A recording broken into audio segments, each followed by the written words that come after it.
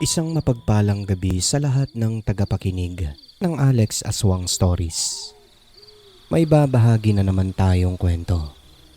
At sa pagkakataong ito, nagmumula sa ating sender na nagpapatago sa pangalang Isko. Pero bago ko simulan ang kwentong ito, ay dalangin ko sa Panginoon na sana'y bigyan tayo ng proteksyon, lakas, at yakapin ang mga taong nagdurusa. In nomine Jesu Christe. Amen. Magandang gabi sa inyo, Sir Alex. Itago niyo na lang po ako sa pangalang Isko. Isa akong habal-habal driver sa lugar ng aking kapatid kung saan ako nakipagsapalaran. Nangyari ang karanasan kong ito taong 1993 sa Bukidnon. Hindi ko na lang babanggitin ang eksaktong lugar na pinangyarihan upang maiwasan ang anumang isyu. Dati po akong magbubukid sa aming lugar sa Sultan Kudarat. Pero naisipan kong makipagsapalaran sa lugar ng kapatid kong babae dahil ayon sa bayaw ko ay meron silang bakanting habal-habal na motor. Kesa naman ipaboundary nila sa ibang tao, bakit hindi na lang daw ako? Subukan ko raw maging habal-habal driver.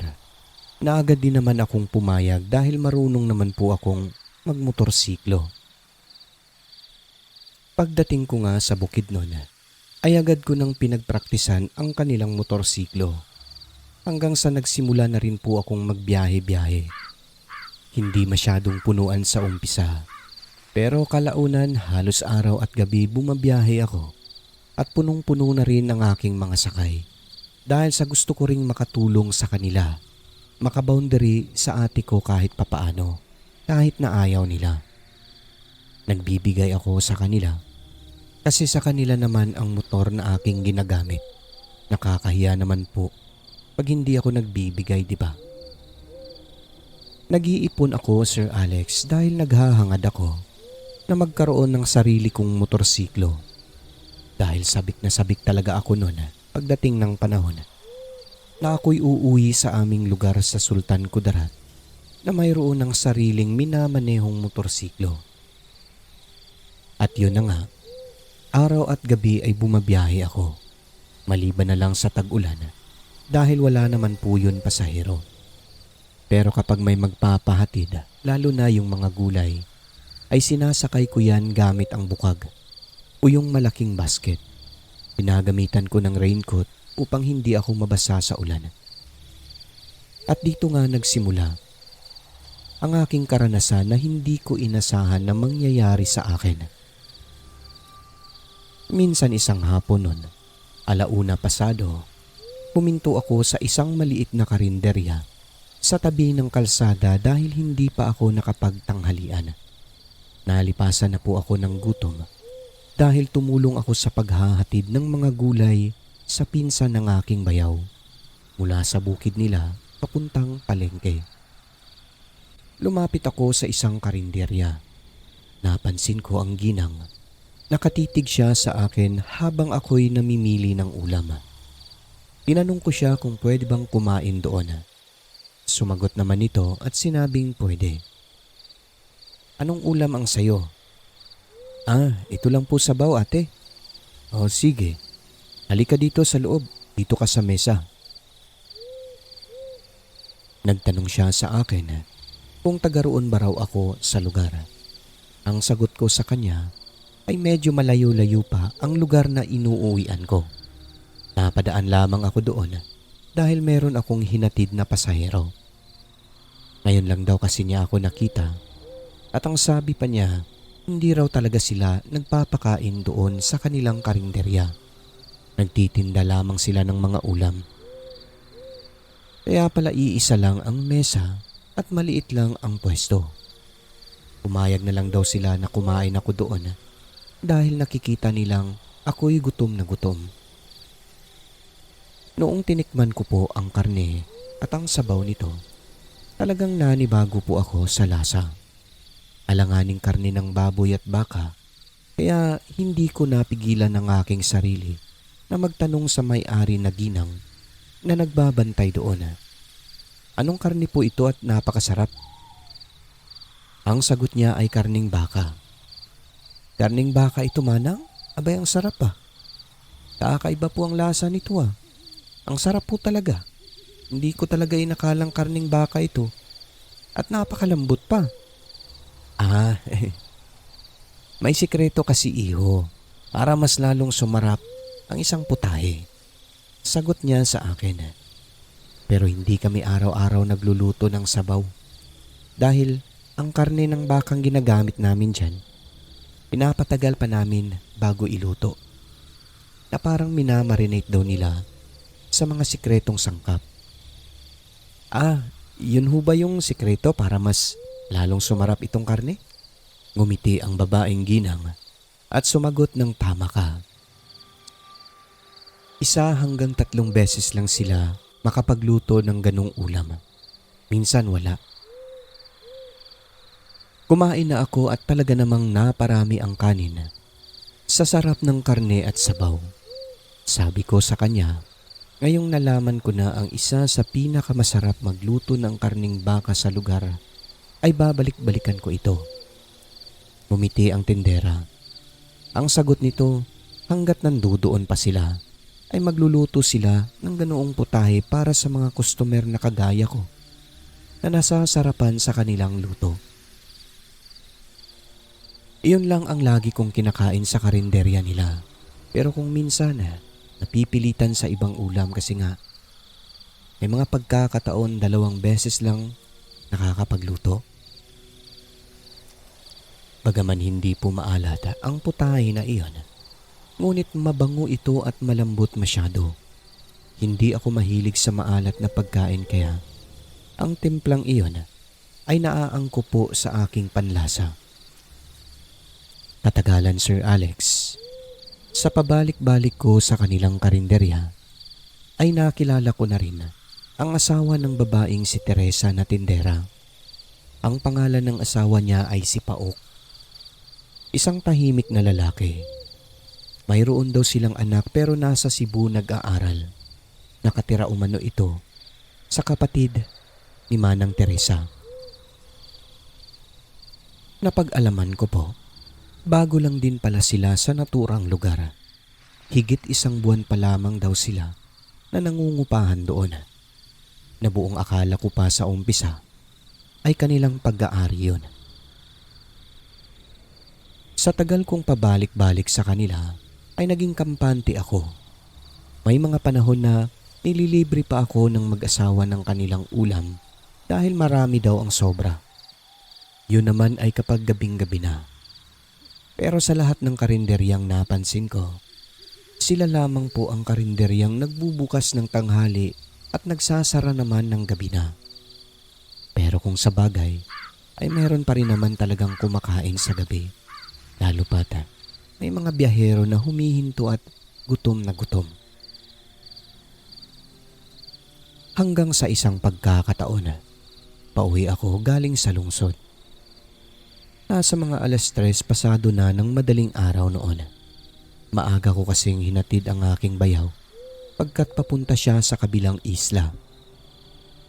At habang binabaybay ko ang madilim na kalsada na malapit sa simenteryo, ay may taong pumara sa akin na mayroong bitbit na sako. Huminto ako. Nagulat ako dahil wala itong tsinelas. At nang magtama ang aming mga mata, ay mas lalo akong nagulat. Nakilala ko po siya.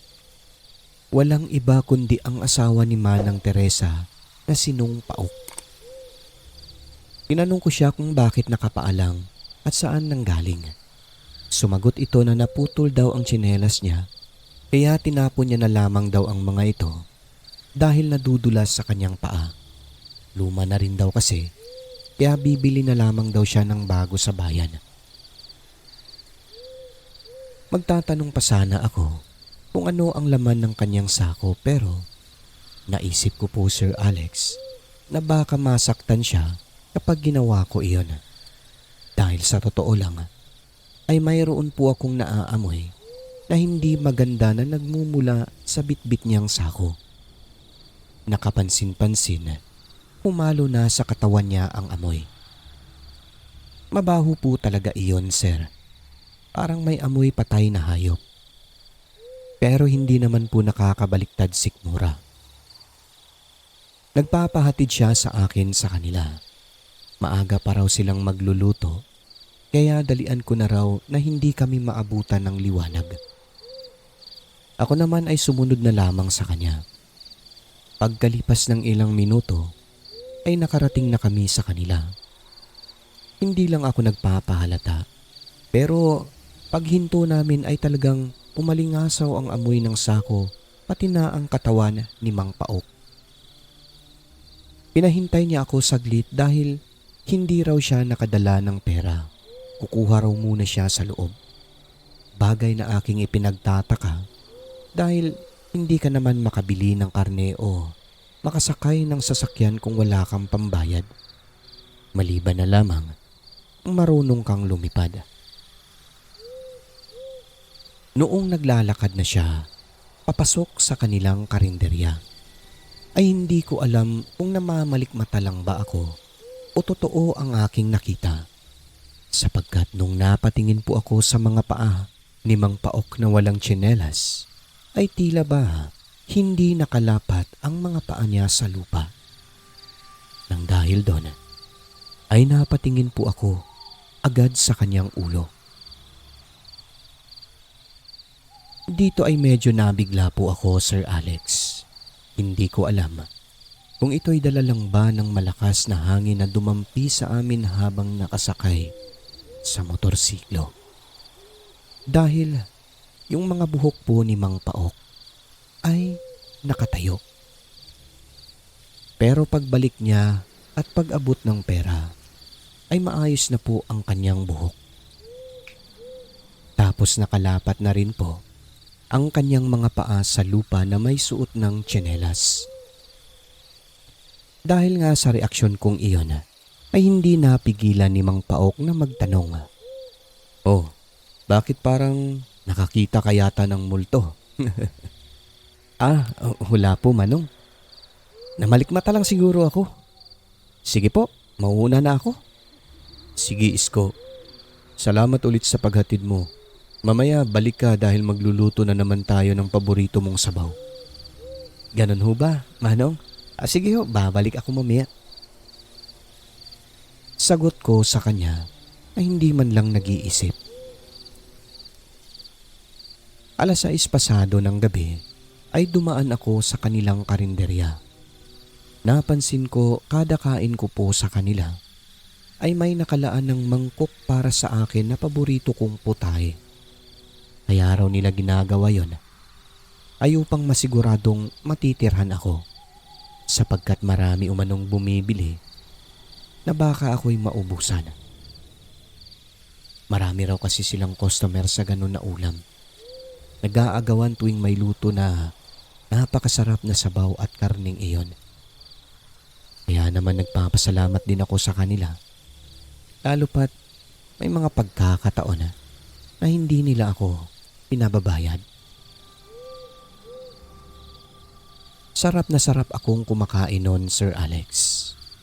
Pero kinabukasan ay biglang sumama ang aking pakiramdam. Mabuti na lamang at sa hindi inaasahang pagkakataon ay bumisita ang aking tatay. Kaya po gumaling ako. Yun po ang mga ipinagpapasalamat ko talaga dahil gumaling po ako sa kanya. Noong mga panahon na iyon ay wala pong cellphone. Kung nakatira ka sa malayong lugar, masusurpresa ka na lang na may bumisita sa iyo na kaanak o kaya'y mga magulang. Ang tatay ko, kapag bumabiyahe lalo na kapag malalayo, ay dala-dala niya po ang kanyang langis na proteksyon at gamot sa mga nabati. Gamot din sa nakulam, palatay at yung mga inaswang. Subok na iyon dahil nga ilang beses na itong nakapagpagaling sa kapitbahay namin sa Sultan Kudarat na biktima ng hilo o panglalason. At yun na nga po, Sir Alex.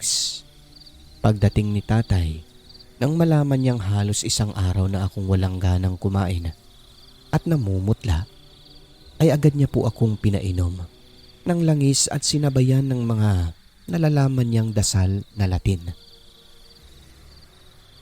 Wala pang isang minuto ay sumuka ako ng maitim. Pagkatapos ay sinundan ito ng malapot na laway. Pagkatapos nun, himalang nawala agad ang aking masamang pakiramdam at talaga namang pinagpawisan ako ng matindi. Tagaktak ang pawis sa buo kong katawan. Ayon sa aking itay, maaaring nabati ako o pwedeng pinalatayan ng lason. Ang palatay po na tawag sa amin ay abilidad daw ng mga taong mangkukulam na parang pinapagapang daw po yung lason papunta sa kanilang biktima.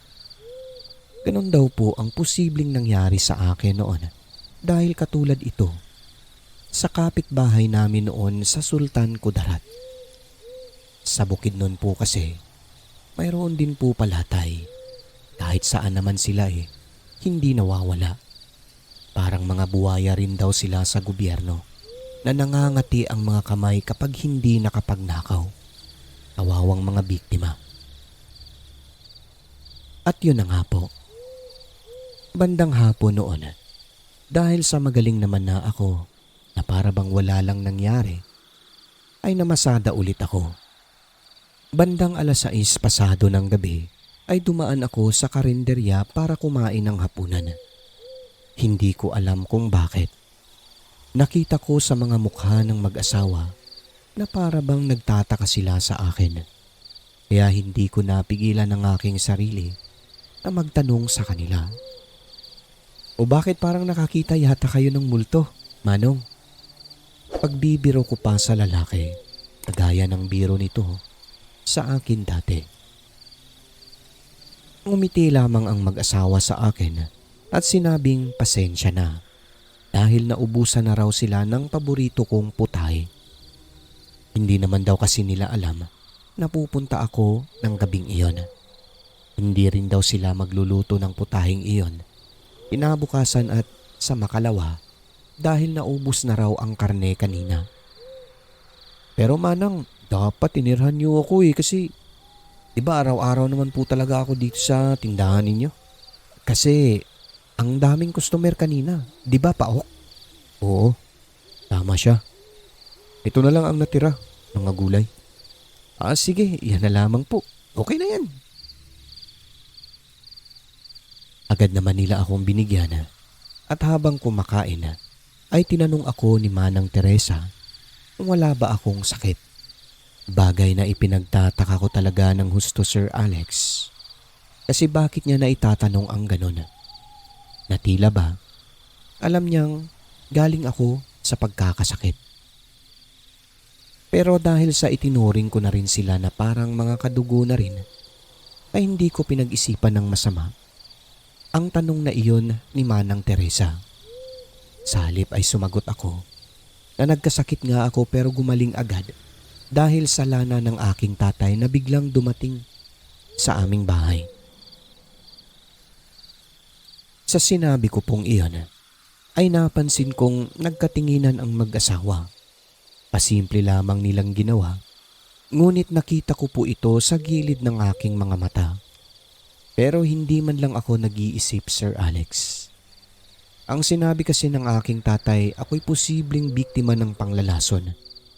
Na dapat naisip ko na po na wala naman akong ibang pinupuntahan at kinakainan ng paulit-ulit kundi ang karinderya lamang ng mag-asawa. Nasabi ko talaga, minsan dahil sa katangahan na rin ng isang tao, ay nagiging dahilan ito ng kanyang kapahamakan. Sinabi sa akin ni Mang Paok na sa susunod na araw ay maaaring makakakuha na naman sila ng karne at makakapagluto ulit ng paborito kong putahe. Kaya bumalik daw ako sa araw na iyon dahil magtitira sila ng para sa akin. Nang araw po nga na iyon, Sir Alex, ay bumalik ako. Nagulat ako, napakaraming karne sa isang mangkok na itinabi daw talaga nila para sa akin at hindi ko na raw po kailangang bayaran dahil kami-kami lang naman daw doon. Pero nag-iwan talaga ako ng pera sa mesa na halagang 15 pesos. Sarap na sarap ako sa pagkain. Busog na busog. Ngunit ang hindi ko po alam, dito na pala magsisimula ang kalbaryo sa aking buhay. Isang karanasan na parang bangungot sa akin. Dahil ilang araw lamang ang lumipas magmula nung kinain ko ang pagkain na iyon na itinabi nila para sa akin, ay bigla na lamang po akong nagkasakit. Matindi, kakaiba ang nararamdaman ko. May napapanaginipan akong aswang. May naririnig akong bumibisita sa akin na tuwing gabi. May sarili po akong kubo sa labas ng bahay nila ate. Medyo distansya po ng kaunti sa bahay nila. Mabuti na nga lamang po at hindi pa nakauuwi ang aking tatay sa lugar namin. Isang araw na lang ay babalik na dapat siya. Pero dahil bigla akong nagkasakit, ay hindi siya tumuloy. Halos hindi na ako makatulog sa gabi dahil pakiramdam ko nun ang init-init ng aking katawan na gustong gusto kong kumain ng hindi ko alam kung anong pagkain. Sa umpisa hindi ko ito sinabi sa kanila pero nalaman ng aking tatay. Sa mga sintomas pa lang na nakita niya, ang sabi niya ay hinawaan daw ako ng pagkaaswang. Hindi raw dapat ito patagalin. Kaya agad-agad ay pinainom niya ako ng lana. Ang gamit po na iyon ni Tatay Sir Alex ay napatunayan ko talagang mabisa at epektibo ito dahil noong pinainom niya sa akin, hindi po nagtagal ay sumuka ako ng napakaraming kung ano-ano at di nagtagal ay sumuka ako ng balahibo ng ibon. Isang maliit na balahibo na kulay itim. At kasunod nun ang bilog na laway na siguro katawan ng ibon na hindi pa nabuo sa aking dibdib. Sa nangyari sa akin na iyan ay dito pa lamang po ako natauhan. Wala agad akong ibang suspecha kung sino ang mga taong gumawa sa akin noon na sinabi ko kay tatay na ang mag-asawa sa karinderya ang lagi kong pinupuntahan dahil doon ako kumakain. Na minsan libre pa. Nagalit ang aking tatay. Binalikan namin ang karinderya Sir Alex para sana alamin kung talagang sila ba ang nagtangka sa akin. Nahawaan ako ng pagkaaswang. Kaso pagdating doon ay hindi naman bumubula ang langis na tanga ni tatay. Akala ni tatay hindi sila. Pero nalaman namin na wala palang tao sa karinderya. Ang sabi ng kapitbahay na nakausap namin doon, malamang ay umalis daw ang mga ito dahil kagabi ay nagkagulo raw doon. Sinugod daw ng isang pamilya ang mag-asawang iyon at kinukumpronta. Napakasama umano ng ginagawa dahil nagbebenta raw ang mga ito ng karne at laman ng tao. Pagkarinig ko sa mga sinabi ng lalaki, yung mismong karne at sabaw na kinakain ko lagi, ay hindi ko napigilan ang aking sarili na masuka. Halos bumaliktad ang aking sikmura. Hindi ko talaga sukat akalain na karne pala iyon ng tao. Kaya naman pala masarap, ngunit kakaiba ang hibla. Ay dahil pala hindi ordinaryong karne ng hayop. Na kaya pala isang beses ay nakita ko si Mang Paok sa may sementeryo na may bitbit na mabahong sako. Siguro, yun na po yung karne na niluluto nila at pinapakain sa mga customer nila. Nang dahil nga wala naman sila doon, ay umalis na kami ni tatay. Pero kinabukasan ay bumalik kami sa karinderya. Ganun pa rin, sarado pa rin, pero halata nang wala na ang mga gamit ng mga ito. Na ang naiwan na lamang sa loob ay mga gamit na hindi naman importante. Sabi ng mga tao roon umalis na raw yun dahil nabuking ang lihim. Pati raw yung masarap na sinasabing kambing ay karning aso daw pala iyon. Talagang hindi makatarungan ang ginawa ng mga sakop ng dilim sa lugar na iyon. Pero pasalamat na lang sila dahil nakaalis agad sila sa naturang lugar. Dahil kung hindi ay maaaring sunugin sila ng mga tao. Napag-alaman namin, hindi lang pala ako ang nabiktima, kundi marami pa. Siguro ang iba ay tagumpay nilang nakuha pagkat may namatay daw talaga sa sakit doon. Na ang sabi sa kanila huling kumain bago ito nagkasakit at kalaunan ay namatay. Ayon sa aking tatay Sir Alex, 2 beses daw akong sinubukan ng mga yon. Una ay para lasunin.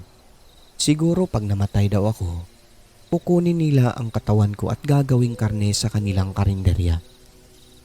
Pero hindi nagtagumpay dahil sa lana ni tatay. Pangalawang pagsubok nila sa akin ay gusto na lang akong hawaan para maging isa sa kanila, para maging katulad nila. Kaso bigurin, siguro dahil hindi ko oras. Mula noon, ilang beses akong dumadaan doon sa kanila. Wala na talaga ang mag-asawa sa karinderya. Tuluyan na po nilang nilisan ang lugar dahil nabuking na po sila. Hindi ko na itanong sa kanila noon, Sir Alex, kung taga saan sila na mag-asawa. Pero base sa salaysay ng babae, parang galing sila sa Cebu dahil nabanggit nito na may kapatid siya roon at doon nag-aaral ang anak niya. Pero wala pa rin kasiguraduhan iyon. Kaya ang maipapayo ko na lamang po, mag-iingat po tayo lagi dahil ang akala nating kaibigan at malapit na sa atin ay mga kampon pala ng Satanas na nagpapanggap lamang upang makuha ang iyong tiwala nang sa gayon ay hindi ka maghihinala sa oras na gagawin na nila ang kanilang masamang binabalak sa iyo.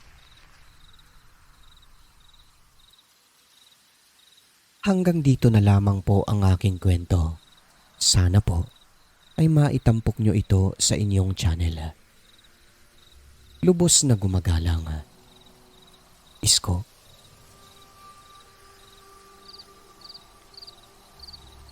At yun na po ang kwento ng ating sender na nagpapatago sa pangalang Isko. Maraming salamat sa kwento mong napakaganda, sir, at talaga naman pong nakakatakot. Kinakailangan na mapagmatsyag tayo sa mga kinakain natin, lalo na kapag dayo lang tayo o dayo sila. Dahil minsan, magawa talaga sila ng paraan para makapambiktima. At bago tayo tuluyang magwakas mga kaibigan, ay babatiin naman po natin ang ating mga members sa channel. Unang-una po ay si Jeffrey Bunyad, pangalawa si Niles Gio, si Stephen Sanz, Cheng's Channel, Rosary Jayarante, and last but not the least, si Chinhana. Sa mga gusto pa pong magpa-member sa ating channel, click nyo lamang po yung join button. Sa mga hindi pa nakapag-subscribe, ay inaanyayahan ko po kayo na mag-subscribe na rin po sa ating programa nang sa gayon ay updated po kayo sa ating mga susunod na upload. Sa mga gusto naman po na mag-submit ng kanilang mga horror story para magawan po natin ang narration, ay send nyo lamang po dito sa ating Gmail, smcreepystories@gmail.com. Yun lamang po. Muli, taos puso po ang inyong lingkod na nagpapasalamat sa inyong lahat. God bless po sa inyo. Huwag kalimutang tumawag sa taas. I love